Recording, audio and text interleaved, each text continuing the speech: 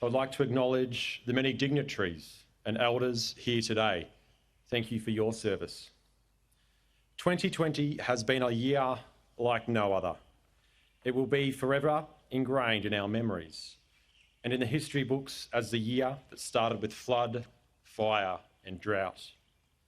The year the nation endured more than its fair share.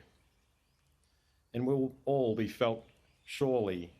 The difficult days will end soon. Then came the global pandemic. Coronavirus, unheard of by many just a few short months before, shut down our communities, our businesses, our ability to connect with family, friends, and loved ones.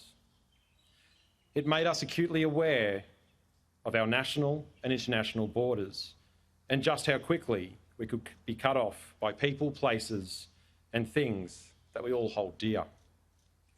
The pain and suffering of our nation and its people have been immense. So too has been the courage and conviction of all of us who understand what it means to be Australian during this difficult time. Dealing with adversity with grace, dignity, a sense of humour, and courage is part of the Australian way. It is not the first time our nation has faced collective suffering, and if you reflect on the past, history tells us that it most likely will not be the last. A century ago, Australia still wore the very fresh scars of the First World War. At that time, our forebearers were faced with the deadly Spanish flu that infected some 500 million people, of whom 50 million died. Among those claimed by the disease were 12,000 Australians. That was on top of a long-lasting legacy of Australia's First World War. Of the 420,000 who had served in the war, 213,000 became casualties. Of them, some 60,000 had died. For a nation with a population of just 4.5 million, the First World War cast a long shadow in the decades that followed. But through every challenge and the darkest of days, Australia still showed resilience and perseverance, time and again. We are a nation built on the foundation of mateship, rolling up our sleeves, helping our neighbours and doing it with a smile the best we can. The resilience of Australians has shown through the First World War, the Spanish flu, the Great Depression, the Second World War, Korea, Vietnam, and the subsequent conflicts in Afghanistan, Iraq and East Timor, that we have persevered through bushfires and coronavirus, among many other things, is nothing short of remarkable. Our country has fought and stood for something every time our freedoms and our way of life were threatened. On Remembrance Day, it is important that we come together, pause, remember and honour those heroes who have shaped the very fabric of the nation that we hold dear today.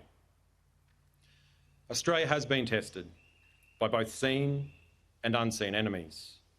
We have gritted our teeth as we have fought battles overseas and here at home.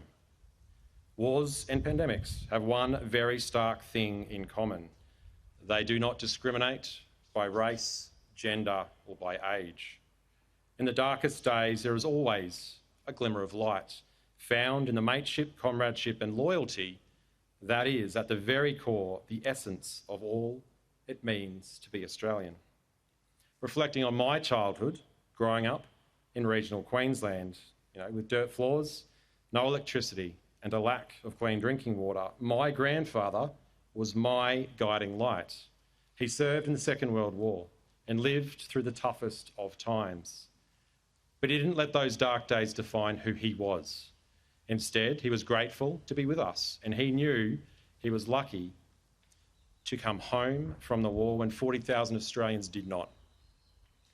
I also know the guilt and pain of what it is like to come home when others tragically have not.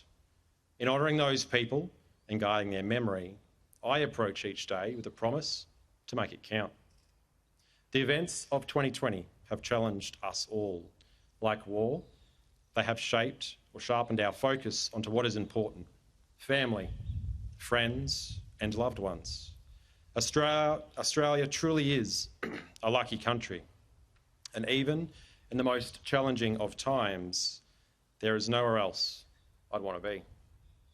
During conflict in remote countries, as during this pandemic, there is comfort in the simplest of things: a laugh, a drink with a mate, a phone call home, or even a hot shower. In 1942, Charles Bean, the founder of what he called the National War Memorial, wrote, "Here is their spirit in the hearts of the land they loved, and here we guard and record that they themselves have made." It is the Australian way to protect and honour those things that we hold dear. That means remembering all that we have lost, including more than 102,000 Australians who never made it home from war. We must never forget their sacrifice. Every single one of those people was a son, a daughter, a husband, wife, partner, aunt, uncle, a friend, a colleague. The pain of their loss is immeasurable for their loved ones and for our nation more broadly. As I looked to the tomb of the unknown Australian soldier earlier this week, one impression stood out above all else: endurance. Endurance is represented by a wounded soldier holding a broken sword point, the image of a pyramid and a column carved in rock, symbolising stability and endurance. Put simply, we must never give up. Whether during war, peacekeeping, or on humanitarian operations, or at home, we face our day-to-day challenges the best way we can. Helping each other get through difficult times is as important today as ever. After drawing enemy fire whilst serving in Afghanistan, I was awarded the highest honour, the Victoria Cross for Australia, and I was considered by many to be a national hero. I don't see myself as a hero, or what I did that day as heroic even. I was simply in a privileged position of having faith and trust in my team.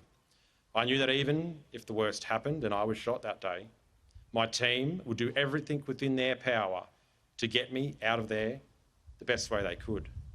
As every soldier knows, we are only as good as the strength, effectiveness and cohesiveness of the team around us.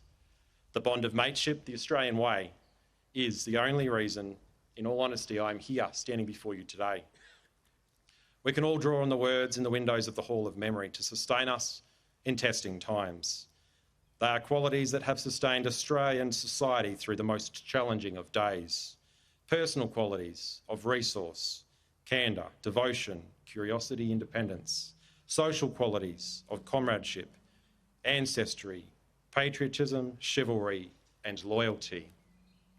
I have seen all of these things on the battlefield, and they live on each day in each of us, as we in all of our memories of those who are no longer with us. As Australia battles through a global pandemic and all that 2020 has thrown at us, we can have faith in knowing that the qualities that have served us in the last century still serve us well today. They are us, and we are them. We will persist and draw on those words when we need them, lest we forget.